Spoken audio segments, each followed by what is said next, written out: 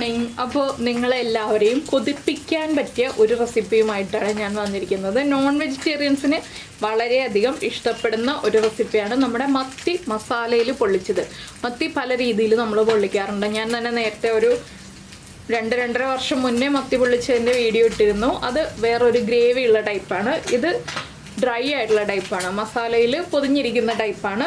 ഇത് വളരെ ഈസിയാണ് കേട്ടോ ചെയ്യാനായിട്ട്. എല്ലാം ഈസിയാണ്, പക്ഷേ ഇത് കുറച്ചുകൂടി ഈസിയാണ്. എന്താണെന്ന് വെച്ചിട്ടുണ്ടെങ്കിൽ ഇതിന് ഗ്രേവി ഒന്നും പ്രിപ്പയർ ചെയ്യേണ്ട, അതുകൊണ്ട് തന്നെ എല്ലാവർക്കും ഉണ്ടാക്കാൻ എളുപ്പമായിരിക്കും.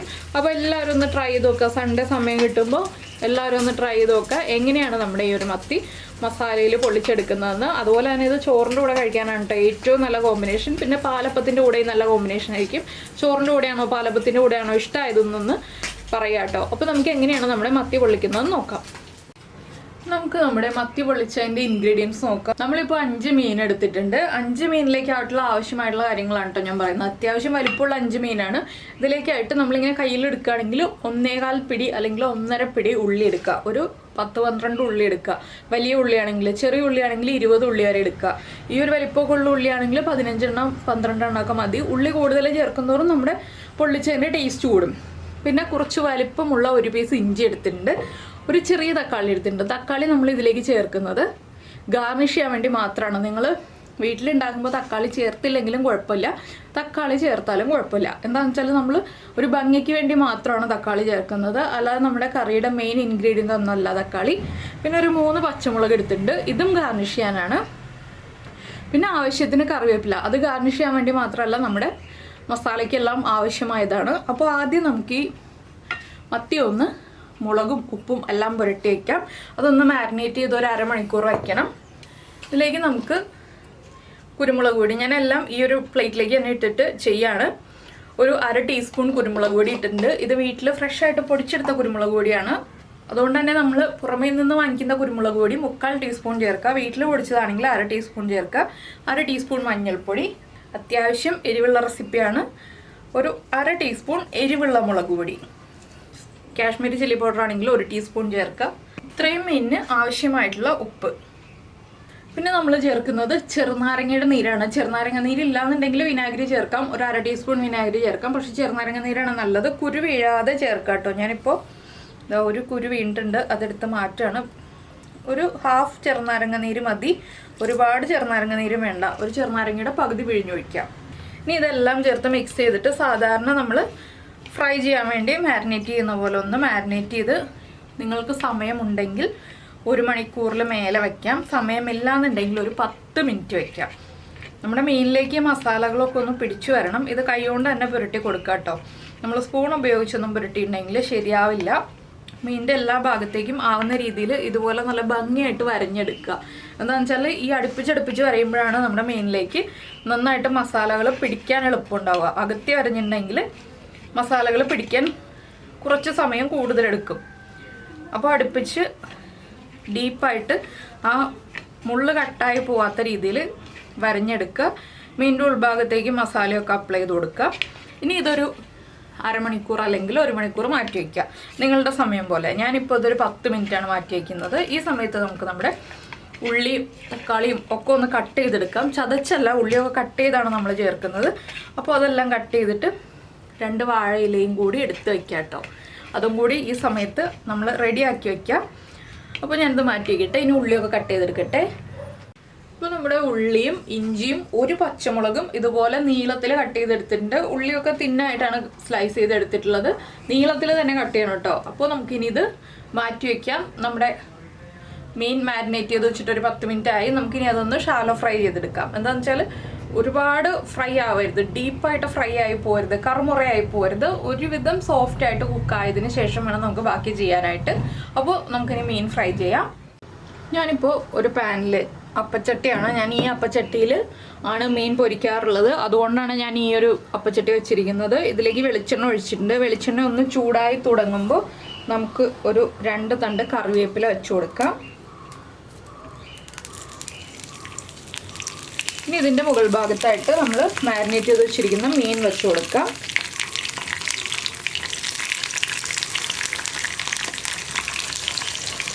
ഒരു 3 എണ്ണമാണ് ഞാൻ ഒരു സമയത്ത് ഫ്രൈ ചെയ്തെടുക്കുന്നത് കേട്ടോ.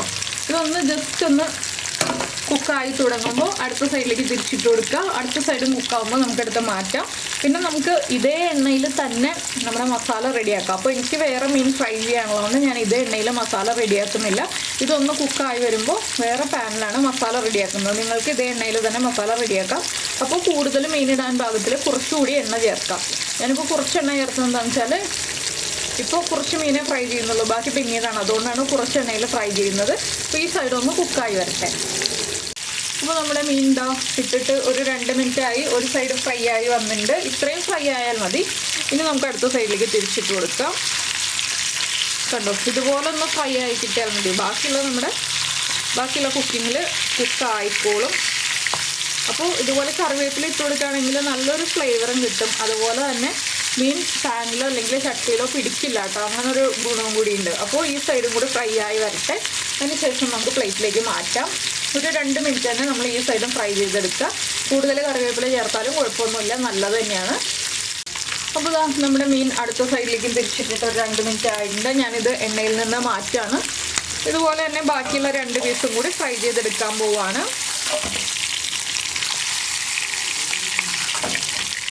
അപ്പോൾ നമ്മൾ പാൻ മാറ്റി മീൻ ഫ്രൈ ചെയ്ത് കഴിഞ്ഞു. നിങ്ങൾക്ക് ആ മീൻ ഫ്രൈ ചെയ്ത എണ്ണ ബാക്കി ഉണ്ടെങ്കിൽ അതിൽ തന്നെ ഈ പ്രോസസ്സ് ചെയ്യാം.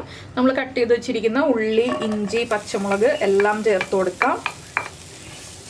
ഇനി ഇതിലേക്ക് നമ്മളിപ്പോൾ ഉപ്പ് ചേർക്കരുത് കേട്ടോ. ഇത് നന്നായിട്ടൊന്ന് വഴറ്റിയെടുക്കുക. ഓവർ കുക്കായി പോരുത്, ഭയങ്കരമായിട്ട് അങ്ങോട്ട് സോഫ്റ്റ് ആവണ്ട. ഉള്ളിയൊക്കെ ഒന്ന് ട്രാൻസ്പെറൻ്റ് ആയി വരുന്നത് വരെ ഒന്ന് ഇളക്കി കൊടുക്കുക. ഇതിലേക്ക് ഇപ്പോൾ നമ്മൾ മഞ്ഞൾപ്പൊടി മാത്രം ചേർക്കുക. ഒരു 1/4 ടീസ്പൂൺ മഞ്ഞൾപ്പൊടി, അതുപോലെ തന്നെ ഒരു തണ്ട് കറിവേപ്പില, ഇത്രയും ചേർത്തിട്ട് ഈ ഉള്ളി ഒന്ന് സോഫ്റ്റ് ആയി വരുന്നത് വരെ ഇളക്കി കൊടുക്കുക. അതിനുശേഷം നമുക്ക് ഇതിലേക്ക് മസാലകൾ ചേർക്കാം. മസാലകളെന്ന് പറയാൻ ഒരുപാട് മസാലയൊന്നുമില്ല, ചെറുതായിട്ടേ ചേർക്കുന്നുള്ളൂ. പിന്നെ എന്താണെന്ന് വെച്ചാൽ നിങ്ങൾക്ക് ഈ ഒരു മസാലയ്ക്ക് പുളി വേണം എന്നുണ്ടെങ്കിൽ കുടംപുളി വെള്ളത്തിലിട്ടിട്ട് ആ വെള്ളം ചേർക്കാം. ഞാനിതിൽ പുളി ചേർക്കുന്നില്ല കേട്ടോ. മീനിൽ ആവശ്യത്തിന് പുളിക്കായിട്ട് നമ്മൾ നാരങ്ങയുടെ നീര് ചേർത്തിട്ടുണ്ട്. അതുകൊണ്ടാണ് ഇതിൽ ഇനി പുളി ചേർക്കാത്തത്. പുളി ഇല്ലാത്ത മസാലയാണ് ഞാൻ ചേർക്കുന്നത്.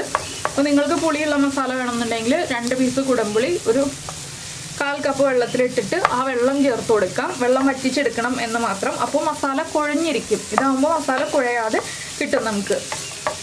ഇല്ലെങ്കിൽ ഒരു തക്കാളി ചെറുതായിട്ട് കട്ട് ചെയ്തിട്ട് ആ തക്കാളി ചേർത്താലും മതി. ഞാൻ അതും ചെയ്യുന്നില്ല പുളി ചേർക്കാത്തതുകൊണ്ട്. തക്കാളി ചേർക്കേണ്ടത് ഏത് സ്റ്റേജിലാണെന്നും പുളി ചേർക്കേണ്ടത് ഏത് സ്റ്റേജിലാണെന്നും പറയാം. അപ്പോൾ ഈ ഉള്ളി ഒന്ന് സോഫ്റ്റ് ആയി വരട്ടെ. ഇപ്പോൾ നമ്മുടെ ഉള്ളിയൊക്കെ ഒന്ന് സോഫ്റ്റ് ആയി തുടങ്ങിയിട്ടുണ്ട്. ഇനി നമുക്കിതിലേക്ക് ഉപ്പ് ചേർക്കാം. അപ്പോൾ ഉപ്പ് ചേർക്കുമ്പോൾ പ്രത്യേകം ശ്രദ്ധിക്കുക. എന്താണെന്ന് വെച്ചാൽ നമ്മൾ മീനിൻ്റെ ഉപ്പ് ചേർത്തതാണ്. ഈ മസാലയ്ക്ക് ആവശ്യമായ ഉപ്പ് മാത്രം ചേർക്കുക. മസാലയുടെ ഉപ്പൊന്ന് ടേസ്റ്റ് ചെയ്ത് നോക്കിയിട്ട് കുറവാണെങ്കിൽ നമുക്ക് വീണ്ടും ചേർത്ത് കൊടുക്കാം. കൂടിപ്പോയിട്ടുണ്ടെങ്കിൽ നമ്മുടെ ഈ ഒരു പ്ലാൻ മൊത്തത്തിൽ അങ്ങ് പൊളിഞ്ഞു പോകും. അതുകൊണ്ട് എപ്പോഴും ഉപ്പ് ചേർക്കുമ്പോൾ പ്രത്യേകം ശ്രദ്ധിക്കുക. ഇനിയിപ്പോൾ നമുക്കിതിലേക്ക് മുളക് പൊടി ചേർത്ത് കൊടുക്കാം. കാശ്മീരി ചില്ലി പൗഡർ ആണെങ്കിൽ വളരെ നല്ലത്. എന്താണെന്ന് വെച്ചാൽ നമ്മുടെ മസാലയ്ക്ക് കുറച്ചുകൂടി കളർ കിട്ടും. ഒരു 1/4 ടീസ്പൂൺ ചേർത്തിട്ടുണ്ട്. ഇനി നമുക്ക് ഈ മുളക് പൊടിയും കൂടി ഒന്ന് കുക്കായി വരുന്നത് വരെ ഇളക്കി കൊടുക്കാം. മുളക് പൊടി ഒന്ന് കുക്കായി തുടങ്ങുമ്പോഴാണ് നിങ്ങൾ പുളിവെള്ളം ചേർക്കുന്നുണ്ടെങ്കിൽ ചേർക്കേണ്ടത്. ഒരുപാട് പുളിവെള്ളമല്ല, 1/4 കപ്പ്. അല്ലെങ്കിൽ തക്കാളി ചേർക്കുന്നുണ്ടെങ്കിൽ തക്കാളി ചേർക്കേണ്ടത്. തക്കാളിയാണ് ചേർക്കുന്നതെങ്കിൽ തക്കാളി ചേർത്തിട്ട് ഒന്ന് അടച്ചു വെക്കണം കേട്ടോ. തക്കാളി ഒന്ന് കുക്കായി സോഫ്റ്റായി വരാനുള്ള അത്രയും സമയം നമ്മളൊന്ന് അടച്ചു വയ്ക്കണം. ഇടയ്ക്ക് ഇളക്കി കൊടുക്കുകയും വേണം. തക്കാളി കുക്കാവാതെ അങ്ങനെ തന്നെ വയ്ക്കരുത്. അപ്പോൾ ഞാനിതൊന്നും ചേർക്കാത്തതുകൊണ്ട് ഇതുപോലെ തന്നെ ഈ മുളക് പൊടി കുക്കായി കഴിയുമ്പോൾ ഫ്ലെയിം ഓഫ് ചെയ്തിട്ട് നമ്മുടെ ബാക്കിയുള്ള പ്രിപ്പറേഷൻ ഞാൻ മൺചട്ടിയിലാണ് ചെയ്യുന്നത്. ഇത് മുഴുവൻ മൺചട്ടിയിൽ ചെയ്യാം. പിന്നെ സമയം എനിക്ക് അധികം ഇല്ലാത്തതുകൊണ്ട് ഞാൻ ഓരോ പാനിൽ ഓരോന്ന് ചെയ്യുന്നു എന്ന് മാത്രമേ ഉള്ളൂ. അപ്പോൾ മൺചട്ടിയിൽ ചെയ്യുകയാണ് ഏറ്റവും ടേസ്റ്റ് കേട്ടോ. മൺചട്ടിയിൽ വാഴയിലൊക്കെ വെച്ചിട്ട് നമ്മൾ പൊള്ളിച്ചെടുക്കുമ്പോൾ ഒരു പ്രത്യേക ടേസ്റ്റാണ്. അപ്പോൾ നിങ്ങൾ ഇതുപോലെ ചെയ്ത് നോക്കിയില്ലെങ്കിൽ ഉറപ്പായിട്ടും ട്രൈ ചെയ്തോളൂ. നന്നായിട്ട് ഇഷ്ടപ്പെടും. മീൻ ഇഷ്ടപ്പെടുന്ന എല്ലാവർക്കും, മത്തി ഇഷ്ടപ്പെടുന്ന എല്ലാവർക്കും വളരെ എളുപ്പത്തിൽ ടേസ്റ്റോട് കൂടി ചെയ്യാൻ പറ്റിയ റെസിപ്പിയാണിത്. അപ്പോൾ നമ്മുടെ മസാല കുക്കായി കഴിഞ്ഞു. ഇത്രയേ ഉള്ളൂ മസാലയുടെ പരിപാടി. മുളകൊക്കെ കുക്കായി വന്നിട്ടുണ്ട്. നമുക്ക് ഫ്ലെയിം ഓഫ് ചെയ്തിട്ട് ഇനി മൺചട്ടി വെച്ചിട്ട് ബാക്കി വാഴയിലേക്ക് വെച്ചിട്ട് സെറ്റ് ചെയ്തെടുക്കാം. അപ്പോൾ നമ്മളൊരു ചട്ടി വെച്ചിട്ടുണ്ട്. ചട്ടി ചൂടാവേണ്ട ആവശ്യമൊന്നുമില്ല കേട്ടോ. ചട്ടി ചൂടായി വന്നോളും.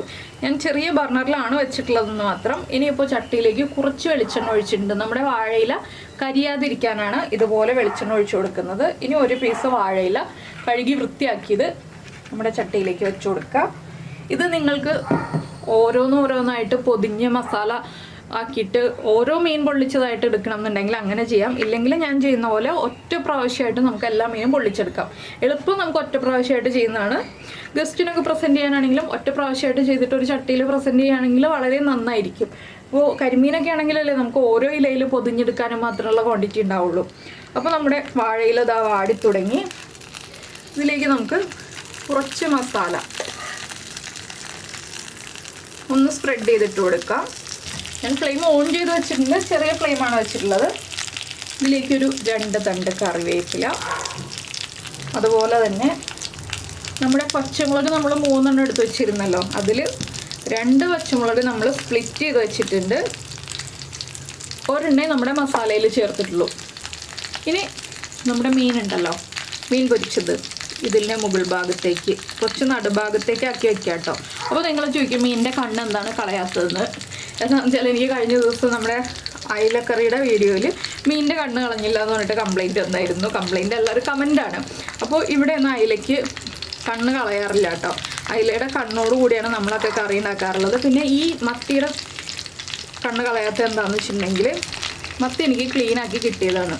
അപ്പോൾ കണ്ണൊക്കെ കളയാതെയാണ് അവർ ക്ലീനാക്കി തന്നത്. അപ്പോൾ ഞാൻ വിചാരിച്ചു ഇനി ഞാനായിട്ട് അതിൽ കൂടുതൽ ജോലികൾ ചെയ്യണ്ടല്ലോ, കണ്ണവിടെ ഇരുന്നോട്ടെ എന്ന് വിചാരിച്ചു. മീൻ ക്ലീനായിട്ട് ഇരിക്കുകയാണല്ലോ, നമ്മളതാണല്ലോ നോക്കേണ്ടത്. ഇനി നമുക്കിതിൻ്റെ മുകളിൽ വീണ്ടും നമ്മുടെ കറിവേപ്പിലയും മസാലയും വെച്ച് കൊടുക്കാം. ഒരു 2 കറിവേപ്പില വയ്ക്കുന്നുള്ളൂ കേട്ടോ. കറിവേപ്പില കൂടുതൽ വെച്ചു എന്ന് പറഞ്ഞിട്ട് ആരും വഴക്ക് പറയണ്ട. ഒരു പച്ചമുളകും വയ്ക്കുന്നുണ്ട്. ഇതാ ഇപ്പോൾ തന്നെ ആവി വന്നു തുടങ്ങി. ഇനി നമ്മുടെ മസാല മുകളിൽ ഇട്ട് കൊടുക്കാം. ഒന്ന് സ്പ്രെഡ് ചെയ്തിട്ട് കൊടുക്കാം കേട്ടോ. നമുക്ക് ജസ്റ്റ് മീനൊക്കെ ഒന്ന് കവർ ചെയ്യുന്ന രീതിയിൽ മസാല സ്പ്രെഡ് ചെയ്തിട്ട് കൊടുക്കാം. ഇനി നമ്മൾ നേരത്തെ എടുത്ത് വെച്ചിരുന്നൊരു തക്കാളി ഉണ്ടല്ലോ, ആ തക്കാളിയുടെ 2-3 പീസ് അവിടെയായിട്ട് വെച്ച് കൊടുക്കുക. ഇനി നമുക്ക് വീണ്ടും അടുത്ത വാഴയില എടുക്കാം. ഇതും കഴുകി വൃത്തിയാക്കിയതാണ്. നന്നായിട്ട് ഒന്ന് കവർ ചെയ്തിട്ട് നമുക്കൊന്ന് അടച്ചു വയ്ക്കണം. ഒന്ന് ആവി കയറുന്ന രീതിയിൽ അടച്ചു വെച്ചിട്ട് വേണം നമ്മൾ, കറക്റ്റായിരിക്കണം നമ്മുടെ ചട്ടിയുടെ അടപ്പ്. ഇതുപോലെ ഒന്ന് അടച്ചു വെച്ചിട്ട് ഒരു 5 മിനിറ്റ് മീഡിയം ഫ്ലെയിമിൽ, ചെറിയ ബർണറിലാണെങ്കിൽ ഹൈ ഫ്ലെയിമിൽ വയ്ക്കാം, വലിയ ബർണറിലാണെങ്കിൽ മീഡിയം ഫ്ലെയിമിൽ വെച്ചിട്ട് ഒരു 5 മിനിറ്റ് നമുക്ക് കുക്ക് ചെയ്തെടുക്കാം. അപ്പോൾ നമ്മുടെ വാഴയിലൊക്കെ നന്നായിട്ട് വാടി അതുപോലെ തന്നെ നമ്മുടെ മീനിലേക്ക് മസാലയൊക്കെ പിടിച്ച് നല്ല ടേസ്റ്റി ആയിട്ടുള്ള മത്തി പൊള്ളിച്ചതാവും. ഇതാ നമ്മുടെ വാഴയിലൊക്കെ വാടി തുടങ്ങി. ഇടയ്ക്കൊരു പൊട്ടലും ചീറ്റലൊക്കെ കേൾക്കുന്നുണ്ട്. അപ്പോൾ അതൊന്നും നിങ്ങൾ കേട്ടിട്ട് പേടിക്കണ്ട കേട്ടോ. ആ ഒരു സൗണ്ടൊക്കെ കേട്ടോണ്ടിരിക്കും. നമ്മുടെ വെളിച്ചെണ്ണയിൽ വാഴയില ഒന്ന് മൊരിയുന്നതാണ്. അടിഭാഗത്ത് വാഴയിലയുടെ അടിയിൽ വെളിച്ചെണ്ണ ഒഴിച്ചിട്ടുണ്ടല്ലോ, അതിൽ വെളിച്ചെണ്ണയിൽ വാഴയില മൊരിയുന്ന സൗണ്ടാണ്. അതൊക്കെ അങ്ങനെ കേട്ടോട്ടെ. നമുക്കിതൊക്കെ ഒന്ന് എൻജോയ് ചെയ്ത് നമ്മുടെ മത്തി പൊള്ളിച്ചെടുക്കാം. അപ്പോൾ നമ്മുടെ ചട്ടിയിൽ നിന്ന് നന്നായിട്ട് ആവിയൊക്കെ വരുന്നുണ്ട്. ഞാനൊന്ന് തുറക്കുകയാണ്. ഫ്ലെയിമൊക്കെ കുറച്ച് കിട്ടോ. പിന്നെ നമുക്ക് ഈ വാഴയില ഒന്ന് മാറ്റി നോക്കാം. നന്നായിട്ട് ആവി വരുന്നുണ്ട്. മസാലയൊക്കെ ഒന്ന് കുക്കായിട്ടുണ്ട്. ഇത്രയും മതി. നമ്മൾ മീൻ ഫ്രൈ ചെയ്തതുകൊണ്ട് തന്നെ മസാലയൊക്കെ കുക്കായി അടിഭാഗം നന്നായിട്ട് കുക്കായി വന്നിട്ടുണ്ട്. നിങ്ങൾക്ക് പാനിലാണെങ്കിൽ തിരിച്ചിടണം എന്നുണ്ടെങ്കിൽ തിരിച്ചിടാം. ഞാനിപ്പോൾ തിരിച്ചൊന്നും ഇട്ടില്ല. ഇതുപോലെ തന്നെ വെച്ചിട്ടാണ് കുക്ക് ചെയ്തെടുക്കുന്നത്. ഇനിയിപ്പോൾ നമ്മുടെ വാഴയില കരിഞ്ഞുണ്ടോ നോക്കാം. വാഴയില കരിഞ്ഞ് തുടങ്ങിയിട്ടുണ്ട് കണ്ടോ, ചെറുതായിട്ടൊന്ന് കറുത്ത് വരുന്നുണ്ട്. അപ്പോൾ നമുക്കിനി ഇതുപോലെ തന്നെ സെർവ് ചെയ്യാം കേട്ടോ. ഒരു പ്ലേറ്റിലേക്കോ അല്ലെങ്കിൽ ഒരു മൺചട്ടിയിലേക്കോ എടുത്ത് മാറ്റിയിട്ട് ഇതുപോലെ തന്നെ സെർവ് ചെയ്യാം. അതല്ലെങ്കിൽ നിങ്ങൾ കഴിക്കുന്ന സമയം വരെ ഇതുപോലെ അടച്ചു വെച്ചിട്ട് കഴിക്കാം. ഇതൊക്കെ ചൂടോടെ കഴിക്കേണ്ട റെസിപ്പികളാണ്. ഒരുപാട് ചൂടല്ല, ആ ഒരു ഇളം ചൂടിൽ നമ്മൾ ചോറിൻ്റെ ഒക്കെ കൂടെ ചേർത്ത് കഴിക്കാൻ പറ്റുന്ന പാകത്തിൽ ഒന്ന് ഇളം ചൂടിൽ കഴിക്കുക. അതുവരെ ഇതുപോലെ ഒന്ന് അടച്ചു വയ്ക്കുക. ഇങ്ങനെ വെച്ചിട്ടുണ്ടെങ്കിൽ കൈ കൊള്ളൂട്ടോ, അത് ശ്രദ്ധിക്കുക. അപ്പോൾ ഇതുപോലെ അടച്ചു വയ്ക്കുക. വാഴയിലയുടെ ഫ്ലേവറൊക്കെ നന്നായിട്ട് നമ്മുടെ മീനിലേക്കൊക്കെ പിടിച്ചു വന്നിട്ടുണ്ട്. ഇനിയിപ്പോൾ നമുക്ക് പ്രസൻറ്റ് ചെയ്യാം. അപ്പോൾ ഇത്രയേ ഉള്ളൂ നമ്മുടെ മസാല ഇട്ട് മത്തി പൊള്ളിച്ച പരിപാടി. മസാല ഇടാതെയും മത്തി പൊള്ളിക്കാം, അത് വേറെ രീതിയാണ്. അപ്പോൾ അത് പിന്നീട് ഒരു ദിവസം ഞാൻ കാണിക്കാം കേട്ടോ, നിങ്ങൾക്ക് ആ റെസിപ്പി ആവശ്യമാണെങ്കിൽ.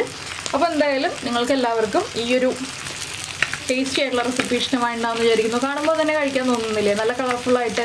അപ്പോൾ എന്തായാലും എല്ലാവരും ഉണ്ടാക്കി നോക്കുക. അതുപോലെ തന്നെ നമ്മുടെ വീഡിയോ ഇഷ്ടമായിട്ടുണ്ടെങ്കിൽ ലൈക്ക് ചെയ്യാനും ഷെയർ ചെയ്യാനും കമൻറ്റ് ചെയ്യാനും ഒന്നും മറന്നു പോരുത് കേട്ടോ. പിന്നെ നമ്മുടെ ചാനൽ ആദ്യമായിട്ട് കാണുകയാണെങ്കിൽ നമ്മുടെ വീഡിയോ പ്രസൻറ്റ് ചെയ്യുന്ന രീതിയൊക്കെ ഇഷ്ടമായി എന്നുണ്ടെങ്കിൽ നമ്മുടെ ചാനലൊന്ന് സബ്സ്ക്രൈബ് ചെയ്ത് സപ്പോർട്ട് ചെയ്യണേ. സബ്സ്ക്രൈബ് ചെയ്ത് സപ്പോർട്ട് ചെയ്യുന്നതിന് ഈ വീഡിയോയുടെ താഴെയുള്ള റെഡ് സബ്സ്ക്രൈബ് ബട്ടൺ ഒന്ന് ക്ലിക്ക് ചെയ്യുക. അതിൻ്റെ റൈറ്റ് സൈഡിലുള്ള ബെല്ലൈക്കൺ ക്ലിക്ക് ചെയ്യുക. അപ്പോൾ ഓളെന്ന് പറഞ്ഞിട്ടൊരു ഓപ്ഷൻ കാണാം. ആ ഓളും കൂടി പ്രസ് ചെയ്തിട്ടുണ്ടെങ്കിൽ ഞാൻ എപ്പോഴും വീഡിയോ അപ്ലോഡ് ചെയ്യുമ്പോൾ നിങ്ങൾക്ക് നോട്ടിഫിക്കേഷൻ വരും. അപ്പോൾ എന്തായാലും ഞാൻ പ്രസൻറ്റ് ചെയ്യാൻ നോക്കട്ടെ. നമുക്ക് നമ്മുടെ അടുത്ത റെസിപ്പിയുമായിട്ട് അടുത്ത ദിവസം വീണ്ടും കാണാം.